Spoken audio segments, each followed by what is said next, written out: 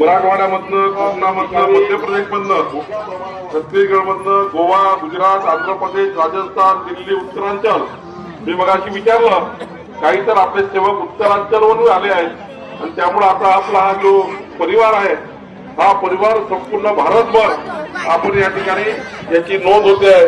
खरं तर बाबा हनुमानजी, बाबा जुमदेवीचा हा पुण्य प्रताप आहे.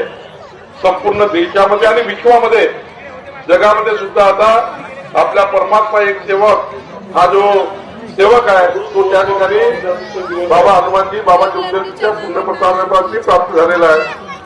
मी देखील अनेक वर्षापासून, खरं तर 1997 पासून आजपासून 32 वर्षापूर्वीपासून मी या सेवक संमेलनाच्या माध्यमातून या कार्यक्रमाला येत असतो आणि माझी जी सुरुवात झाली आहे ही खरं तर एका श्रीवासनगर कोराडीच्या एका सेवक संमेलनाच्या माध्यमातून माझ्या राजकीय कार्याची सुरुवात झाली आहे. मी नेहमीच सांगतो की श्रीवासनगर असं शहर आहे, असं त्या ठिकाणी खेळ होतं, अशी एक वस्ती होती ज्या ठिकाणी मोठ्या प्रमाणावर आज त्या ठिकाणी दारूचा महापूर असायचा.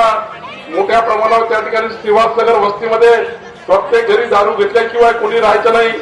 अशा परिस्थितीमध्ये एक सेवकाला त्यांनी एक घरात सुरुवात झाली आणि आज मला या ठिकाणी सांगायचं आहे की श्रीवासनगर शहरामधले, वस्तीमधले आज 900 घरं, ज्यांच्या घरावर काय लिहिलं आहे, दारू पिऊन येऊ नये, परमात्मा एक.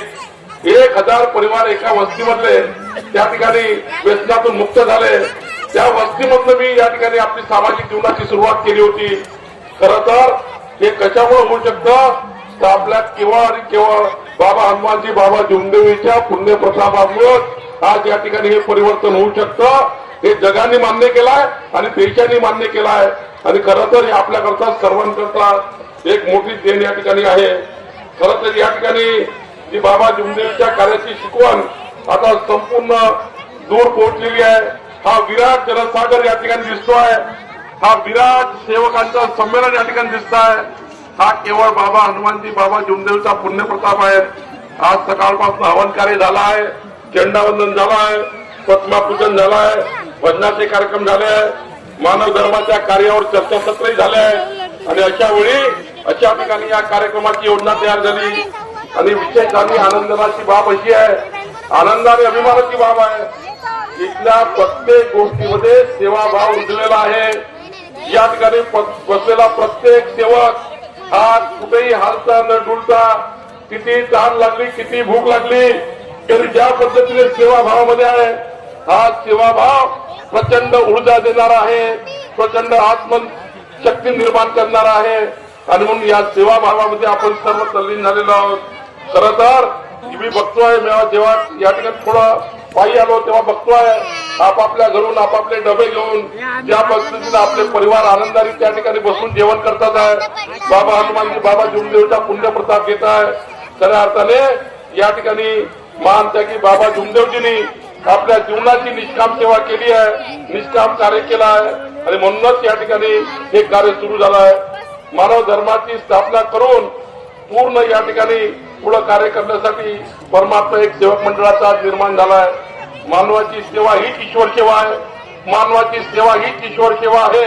हा महान संदेश परमपूजनीय बाबा जुमदेवजी यांनी आपल्या जीवन कार्याचा आपल्याला दिला आणि बाबा जुमदेवजी, बाबा जुमदेवजीचं, बाबा हनुमानजी, बाबा जुमदेवजीचं जे कार्य आहे ते कार्य आपल्या संपूर्ण सेवकाच्या जीवनामध्ये आमूलाग्र परिवर्तन करणारं कार्य आहे आणि म्हणून आपल्या महाराष्ट्राला खरं तर आमचे सेवा, त्याग, समर्पण या भावनेतून काम करणाऱ्या जी महापुरुषाची परंपरा आहे त्यामध्ये बाबा हनुमानजी, बाबा जुमदेवजी यांनी या महाराष्ट्राला पवित्र करण्याचं काम, या महाराष्ट्राला या वाईट जंजाळातून काढण्याचं काम, व्यसनमुक्त करण्याचं काम जर कुणी केलं असेल तर परमात्मा एक सेवक मंडळाच्या माध्यमातून बाबा हनुमानजी, बाबा जुमदेवजींनी करून दाखवलाय.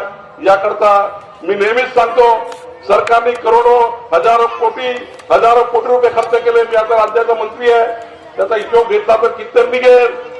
हजारो कोटी रुपये खर्च करूनही एकही व्यक्तीचं व्यसन मुक्त झालं की नाही झालं मला शंका आहे, मला माहिती नाही. पण बाबा जुमदेवजी, बाबा हनुमानजीचा हा जो सहवास आहे हा लाखो परिवाराला व्यसनमुक्त करून गेला.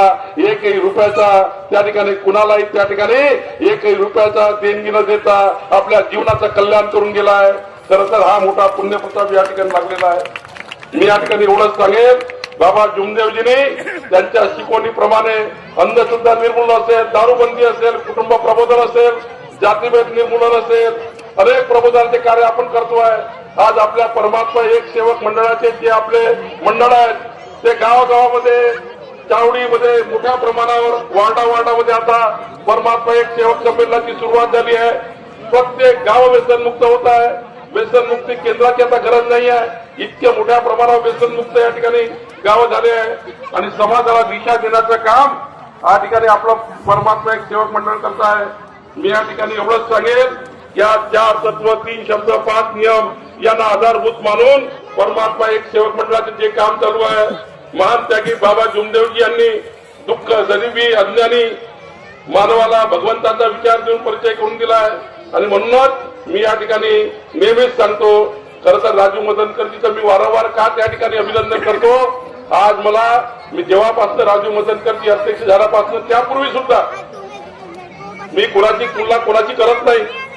पण क्षीरसागरचे असतील, तेव्हाचे वाघसाहेब असतील, आता माननीय मदनकरजी असतील, आपल्या परिवाराची चिंता न करता, आपल्या घराची चिंता न करता, आपल्या परिवाराला बाजूला सारून संपूर्ण महाराष्ट्रभर, देशभर भ्रमण करून बाबा हनुमानजी, बाबा जुमदेवचा हा संदेश समाजाच्या शेवटच्या व्यक्तीपर्यंत पोहोचवण्याचे काम माननीय राजू मदनकरजी आणि आपली सर्वांची टीम करताय.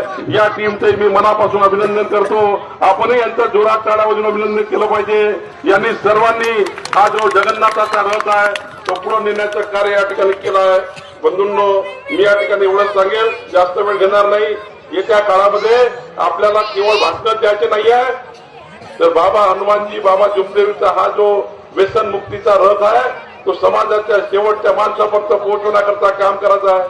समाजाला अंधश्रद्धा मुक्त करायचा आहे.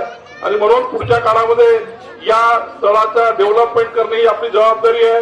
जेवढं या स्थळाचं डेव्हलपमेंट होईल, जेवढ्या या स्थळावर सुख सुविधा येतील, तेवढं त्या ठिकाणी मोठ्या प्रमाणावर आपला परमात्मा एक सेवक या ठिकाणी येईल, भक्तिभाव करेल, भक्तिपूजा करेल, बाबा हनुमानजी, बाबा जुमदेवीचं समर्पण करेल, त्या ठिकाणी येऊन आपलं नतमस्तक होईल, आपल्या जीवनाचं कल्याण करेल, आपल्या परिवाराच्या जीवनाचं कल्याण करेल. आणि म्हणून मी या ठिकाणी एवढंच सांगेल, ही गोष्ट खरी आहे. मी माननीय टेक्चर सावरकरजी आपलं मनापासून आभार मानतो, आमच्या निशाताईचा आभार मानतो. आज ज्या सिमेंट रस्त्याने आपण आलो आहे, हा 5.5 कोटी रुपयाचा सिमेंट रस्ता जो आहे माननीय टेकचंदजी यांनी या ठिकाणी करून दिला आहे. खरं तर या भागाचे आमदार म्हणून त्यांनी आपलं कर्तव्य पूर्ण केलं आहे. माननीय नितीन गडकरी साहेब असेल, या ठिकाणी कृपाल तुमाने जे असतील, आमच्या त्यावेळेच्या खासदार साहेबांनी माननीय नितीन गडकरी साहेबांना उडाणपुलाचं निर्माण या ठिकाणी केलं. आताचे खासदार श्यामकुमार बर्वेजी तेही या ठिकाणी मोठं डेव्हलपमेंट करतील. पण माझी जास्त जबाबदारी आहे, ज्या पद्धतीने नागपूरच्या आपल्या एनआयटीचा हॉल, जेव्हा मदनकरजी एक परिस्थिती आपल्यावर निर्माण झाली होती, एनआयटीचा हॉल त्या काळामध्ये सरकारने ताब्यात घेऊन टाकला होता, तेव्हा मी या जिल्ह्याचा पालकमंत्री होतो. 14 ते 19 या 5 वर्षाच्या काळामध्ये मला एक पुण्य लाभलं. मी बाबाचा वर्धमान नगरचा हॉल सरकारकडनं सोडवला आणि त्याची चाबी मदनकर साहेबांकडे, क्षीरसागर साहेब तुमच्याकडे आणून दिले. खरं तर हा पुण्यप्रताप कुणाचा होता, तर बाबा हनुमानजी, बाबा जुमदेवीचा आमच्यावर आशीर्वाद आहे. आणि आता तर आम्ही ठरवलं आहे, या ठिकाणी या स्थळाच्या डेव्हलपमेंट करता 68 कोटी रुपयाची निधी माननीय देवेंद्र फडणवीस सरकारने मंजूर केली आहे, एकनाथ शिंदेजींनी मंजूर केली आहे, अजित पवारजींनी मंजूर केलेली आहे. ही निधी तातडीनं 68 कोटी रुपयाचे काम पुढच्या 2 वर्षात पूर्ण करून पुन्हा एकदा या ठिकाणी या धर्मस्थळावर, या ठिकाणी या स्थळावर आपल्याला पूर्ण विकास कामे करायची आहे. हे धर्मस्थळ हे आशिया खंडामध्ये, देशामध्ये, जगामध्ये ही पावनभूमी खऱ्या अर्थाने बाबा हनुमानजी, बाबा जुमदेवीच्या पुण्यप्रतापाने पावन झालेली भूमी. या भूमीमध्ये ज्या पद्धतीने समाज दुरुस्त होतो आहे, हा समाज त्या ठिकाणी निर्माण होतो आहे. समाज निर्माण करण्याचं, राष्ट्र निर्माण करण्याचं खरं कार्य कुठून होत आहे, ते पावर दौडण्याच्या या भूमीमधनं होत आहे. आणि म्हणून या भूमीला विकसित करणे ही जबाबदारी आता आपण त्या ठिकाणी घेतलेली आहे. आणि म्हणून मी माननीय प्रधानमंत्री महोदयाला पत्र लिहिलं आहे. माननीय प्रधानमंत्री नरेंद्र मोदींच्या नेतृत्वातलं केंद्रातलं सरकार या ठिकाणी त्या सरकारच्या माध्यमातून इथली पूर्ण पार्श्वभूमी मदत करते मी माननीय मोदीजींना पाठवली आहे. आपले माननीय मुख्यमंत्री मागच्या वेळी येऊन गेले. मी पुन्हा एकदा आपल्याला सांगतो, पुढच्या वर्षी पुन्हा या राज्याचे मुख्यमंत्री देवेंद्र फडणवीसजी या स्थळाला भेट देतील आणि या कार्यक्रमाला हजर राहतील. यावर्षी ते येणार होते, पण कालच ते डावसवरून आल्यावरती येऊ शकले नाही. पण या ठिकाणी पुन्हा एकदा पुढच्या वर्षी माननीय देवेंद्रजी, एकनाथजीला आपण बोलू, अजित पवारांनाही बोलू, निश्चितपणे आपण सर्वच येऊ. या ठिकाणी कुठलीही पक्षविरहित भूमिका आहे, कुठल्याही पक्षाची भूमिका आहे स्टेजवर नाही आहे, पण एकच मात्र आहे, आपल्या सर्वांची भूमिका एकच आहे, हा समाज निर्माण व्हावा, हे राष्ट्र निर्माण व्हावं, या राष्ट्रामधनं एक समाज सुसंस्कृत समाज निर्माण व्हावा, हीच भूमिका आपली सर्वांची आहे.